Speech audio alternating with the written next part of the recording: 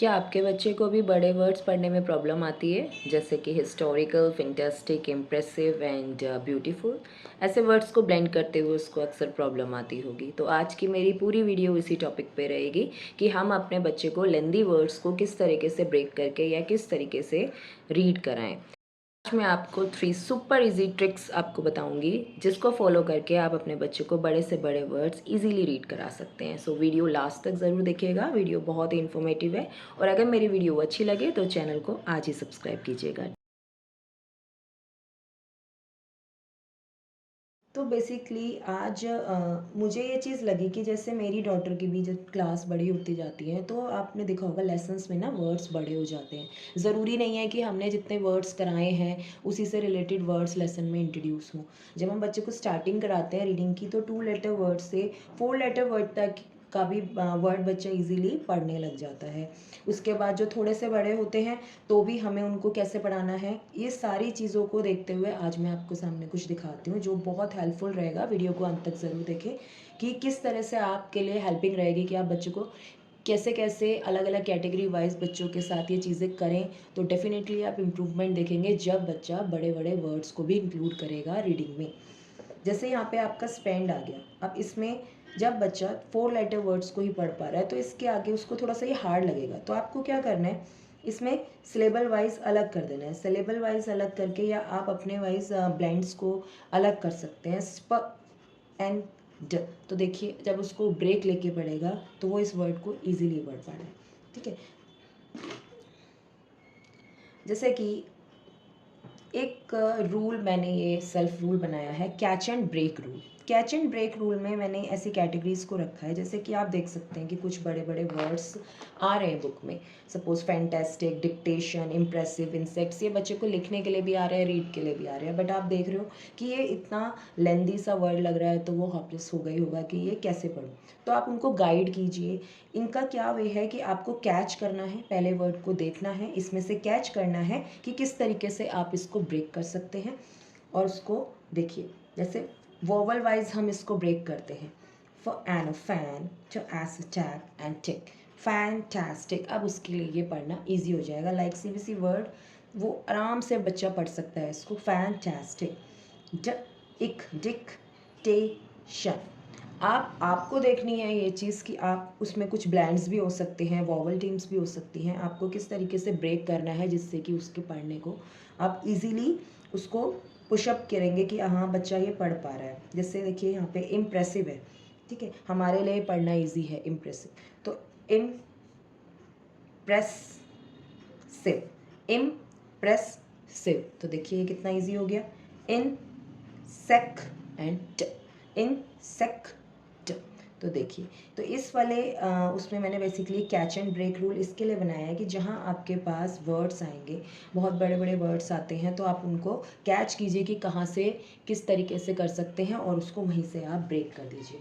जैसे देखिए इस बुक के अंदर आपके पास ये केजी क्लास की बुक है ये मेरे पास। तो इसमें हम रीड कर रहे हैं on the bank of the.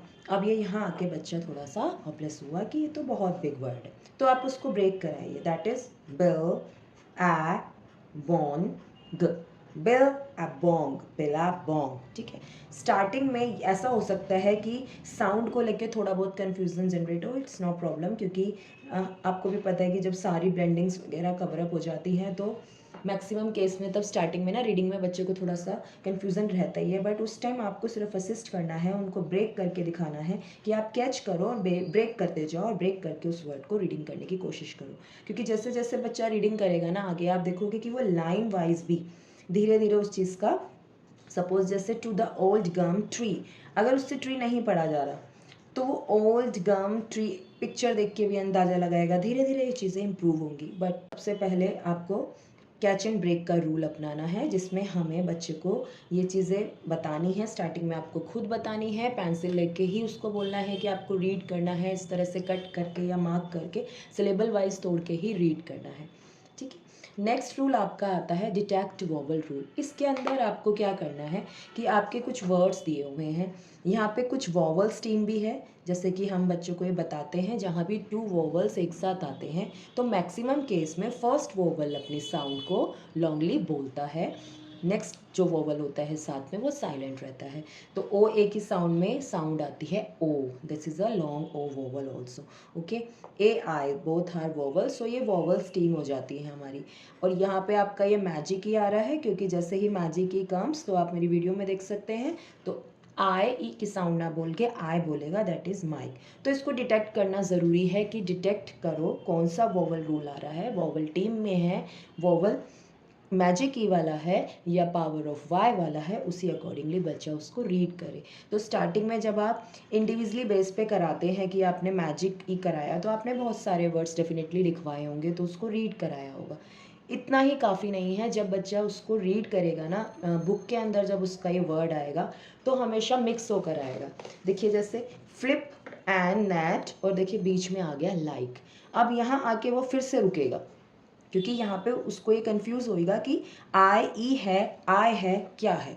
तो आपको उसको असिस्ट करना है। आप जैसे कि मैंने अपनी क्लासेस में मैं इस तरह से मार्क करके पढ़ाती हूँ मैजिक्स के सारे वर्ड्स को, तो मैं ऐसे मार्क कर देती हूँ बच्चे के लिए, तो वो इजीली बोल देते हैं। जैसे ही मैंने इस चीज़ को मार्क करा तो कोई कंफ्यूज ही नहीं होता, अपने आप ही इसको flip and net, like the moon, flip likes to have the cool gum tree to play in, इसमें मैं इसको मार्क कर देती हूँ। तो जैसे ही मैं मार्क करती हूँ ना, तो उनको अपने माइंड में ब्लेंड हाइलाइट्स हो जाते हैं, और जस्ट अकॉर्डिंग कि जो जो उसको पढ़ा रहा है टीचर, सपोज आप जो भी पढ़ा रहे हो, आपने जैसे अपने बच्चे को पढ़ाया है, जैसे जैसे ब्लेंड सिखाए हैं, तो उसी अकॉर्डिंगली आपको अपने सिलेबल को ब्रेक करना है, सेम कैच करना है, ब्रेक करना है, that is a catch and break, and this is a detect vowel rule. आपको रूल बेस पे डिटेक्ट करना है और अपने बच्चे को असिस्ट करना है कि वो रीडिंग किस तरीके से कर पाए। ओके,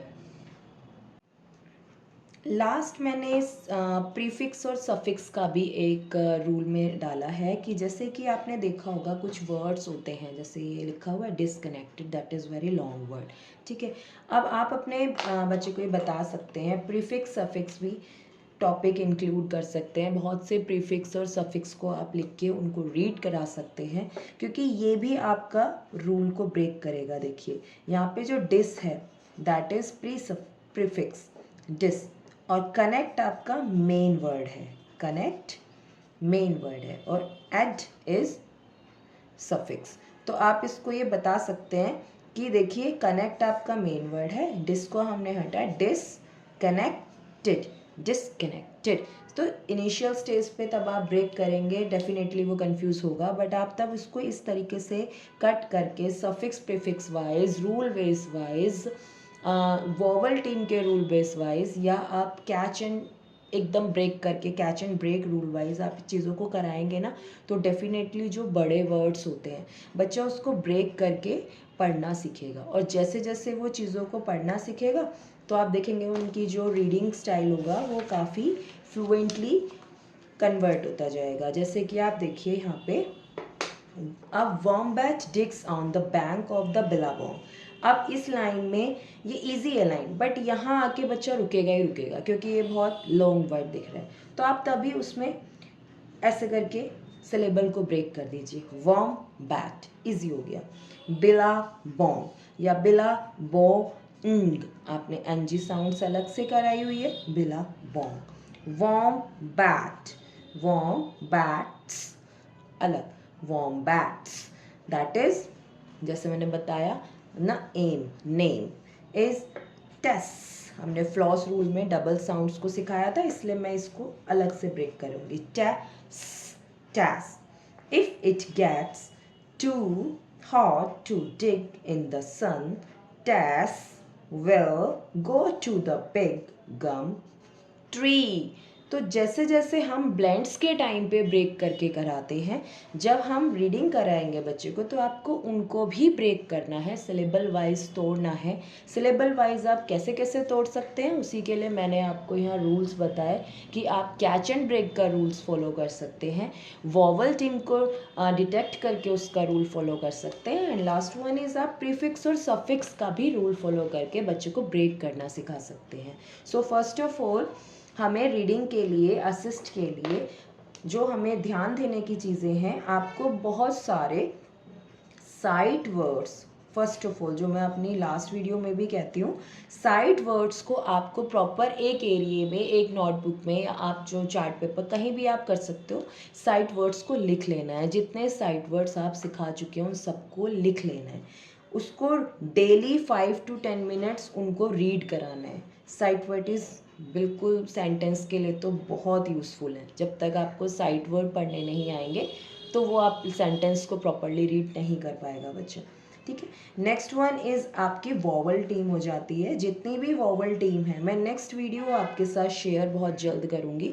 उसके अंदर मैं प्रॉपर आपको साइट वर्ड्स, आप कौन कौन से साइट वर्ड्स इंक्लूड कर सकते हैं उसमें और कैसे लिख सकते हैं, कौन कौन सी वॉवल टीम्स को आप डाल सकते हैं, किस तरीके से डाल सकते हैं, उसको बिल्कुल इम्प्रेसिव वे में दिखाऊंगी नेक्स्ट ही वीडियो में, ठीक है। वॉवल टीम आ गई आपकी, बॉसी आर आ गई, इन सबको आपको लिख के देन ये जो मैंने ट्रिक्स बताई आपको, this is very useful tricks उन बच्चों के लिए जो कि अक्सर बुक में रीडिंग करते टाइम बड़े वर्ड्स को लेके टेंशन में आ जाते हैं, तो उनके लिए ये रूल्स सबसे बेस्ट है, ठीक है। Test likes to have, this is a tricky word, so have direct, अगर बच्चे को आप रिवीजन करा रहे हो तो वो डायरेक्ट ही पढ़ेगा। To have the tunnel tunnel next to the cool gum tree. आप स्टार्टिंग से ही उसको हैबिट डाल के चलें। स्टार्टिंग में आप अपने साथ बैठ के उसको रीडिंग कराएं, पेंसिल लेके बैठें और साथ साथ सिलेबल को तोड़ते रहें। देखिए आपका बच्चा रुकेगा ही नहीं, रीडिंग ही करता रहेगा।